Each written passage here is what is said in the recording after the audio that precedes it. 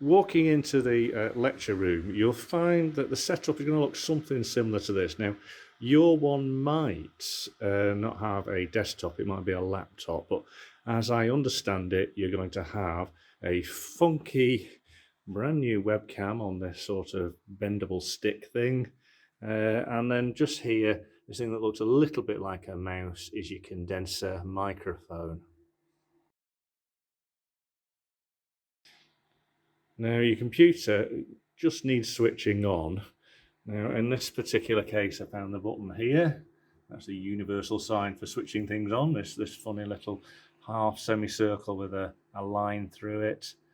And you might have to do the same again with your monitor. Of course, that might be different for the laptop. I mean, a laptop you're just going to switch on. You don't need to switch on a separate screen. Now, the next thing that you're going to have to do is to sort out switching the, in this case, the projector on. Now, again, at Keyplace, I believe these are big TV screens. But if you find yourself in a room with a projector, here's the one on the wall here. I come up to it, and again, let's just sort of try and get the thing into focus. You can see this on button here. So I just press that on button. In this case, it's starting to flash. Now, with a projector, it takes a while to kind of warm up, so give it a couple of 3 moments before the image appears on your projector screen there. Now, what I'm going to suggest you do is just hit the Enter key. Some bizarre legal notice appears then. And then what it's asking you for is your username and password. So this is the same username and password that you would type in if you were at your personal laptop.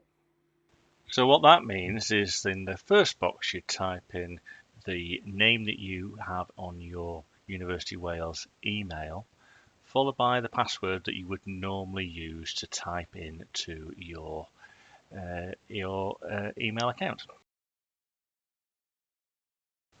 In Spark Hill, the setup we tend to have is with a presenter screen on the left and a projector screen on the right. Now clearly these could be in different orientations depending on the room. Also be aware that in Keyplace these are likely to be TV screens. Now, when you come to using your computer for the first time, there's a chance that maybe it's not been set up. So remember, we have to make sure that the screen that we've got in front of us for the presenter displays the notes and things from our PowerPoint, and the one that's going to be projected on the big white screen or on the extra TV has to also be configured to display a completely different image. Now, the process of doing this is called extending the screen, and quite often I find that lecturers come across their equipment and it's not set up like that, so I just thought I'd quickly show you how to do that. So you can see here that I've got the desktop. I'm just moving the mouse around. If you click anywhere on the desktop screen with the right mouse button, you'll see a pop-up window appears like this.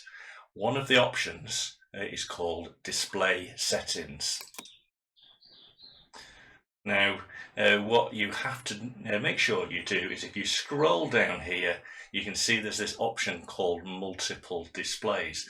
Now, in this particular setup that I've got, I'm demonstrating to you here, I'm only showing one screen active. So what I need to do is to make sure that it uses the second screen. So yeah, I'm going to click on this little drop down.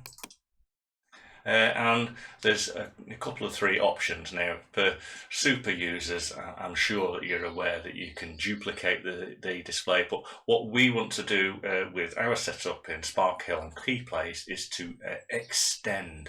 That is to make sure that one screen shows one thing and the other screen shows something else. So clicking on the extend displays, there'll be a flash, and then it's going to just make sure that I mean what I say, so it'll revert back in case I do something wrong. So when you're happy that that's working, you should see the image has appeared on the projector. You're going to keep changes. If you're unlucky, what can potentially happen is the computer can get mixed up where its screen is compared to where the projector or big TV screen is. So I'm in that situation now with this setup that I've got here, is that my perception is that my main monitor is on the left-hand screen, the one that I use for my PowerPoint editing, and the projector is actually on my right-hand side. Now, this can cause a whole heap of confusion, particularly when you're operating the mouse. As you look up, you're moving the mouse to the right-hand side and expecting it to appear to the right of you, when in actual fact it's sort of bizarrely in its head thinking it's to the left. Now, it's a very difficult thing to explain. I've recorded this a number of times now, but when this occurs to you, you will understand it straight away. Now, what is occurring is that we need to tell the computer which screen is what. Now, the way I'm going to suggest you do that is using the screen settings mode that we've talked about before. So to get that up is you click anywhere on the screen where there is not an icon with the right mouse button. Now, once you've done that, you're going to get the display settings option, which is a little bit towards the bottom now. I appreciate this is quite a small video, so you just have to sort of hopefully remember from last time. So we'll click on the display settings, and you can see now that it has popped up the box that you used before to set the projector up originally. Now, the very first option is called Rearrange Displays, and essentially what's happened is it's the wrong way round. The main screen, it thinks, should be on the left and the other one on the right. So what you're going to do is you're going to switch them over. So if you can see here, there's a number 2. What I'm going to do is click with my left mouse button and hold it down. And then what I'm going to do is I'm going to move it slightly across, and then when I release the mouse button, it's popped it onto the correct side.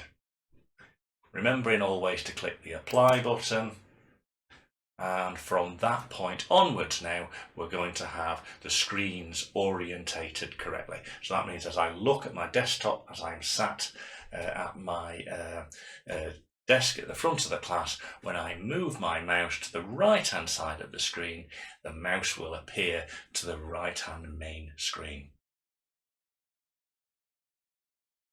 So we've come to that point now where we're finally able to project the PowerPoint presentation that you're going to display to your students.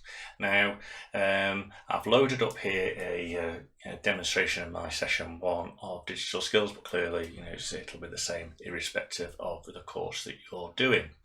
So what I'm going to bring to your attention now is that when you come to actually present the slideshow, which is usually pressed by the F5 or slideshow, and then from the beginning, we're going to get this set up now where I'm displayed here is the thing that would be presented to the students, and the image that is on the other screen is, I'll just move the mouse around, is actually what appears on the screen that's actually on your desk.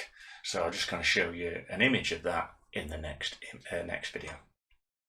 And when it's complete, you're going to have a screen set up broadly that looks like this. Notice how one image on the left looks different to the image on the right. So now you can see that I've loaded the Microsoft Teams. I'm actually waiting in the lobby. And what I'm going to demonstrate to you is how to share the screen that has the information on from PowerPoint. So by joining the meeting now, and hopefully you will again recognize the screen, a little bit low res image for you, but what I now want to do is to start my I want to start my PowerPoint. So I'll load it in the normal way, and hopefully you can sort of remember me seeing this, and I'll start the presentation from the beginning. Just move the mouse here. Now, straight away we've got the console screen that, again, you're familiar with, and what I tend to do is I shrink that down to a smaller size, so by clicking this button at the top right hand side of the screen. And a neat little trick that I can show you is as you move the mouse towards the extreme left hand side of the screen, you'll see it kind of pops up and automatically selects itself as being an exact half size of the screen. The other side of the screen I then nominate as being the Microsoft Teams. So now you can see that I can see what is on my PowerPoint presentation, and I've also got the image of what I'm broadcasting to my students. Now clearly at this point what's going out is the bit that you see me waving about. If I want to now share the PowerPoint screen, the bit that I'm trying to present to the students that are in the room, I now have to share the projector screen, the screen that the PowerPoint is currently being presented on. Now the way I'm going to do that is up to the top right hand side and moving the mouse around so you can see it a little bit more easily, and it's the up arrow that points up. Again, I'm hoping that a lot of you will be aware of this already. So you click on that, and now the options that are available to you are screen 1 and screen 2. So if we were to share the screen 1, it would have me talking, and the student at home would be able to see the presenter notes. But what we really want is the projector screen, so I click on that one now. Now it's lost me briefly, and so what I need to do is to sort of pull that back up. Is if you click on the Teams button at the bottom and select the one that you need. So now what you're seeing in this video is what would appear on the desktop image and what is appearing on the to the student is the Welcome to Digital Skills screen, which is this one here.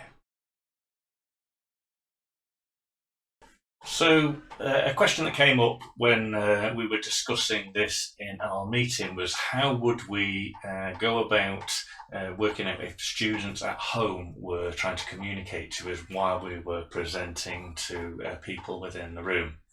Now hopefully you'll recognise the setup that I've got for you here as being the one I just demonstrated. Now, as well as sharing a screen, which if you can remember was done by pressing the up arrow, I'll do that again just to demonstrate. So up arrow and then select the projector screen, and then just to remind us to bring that back up on screen.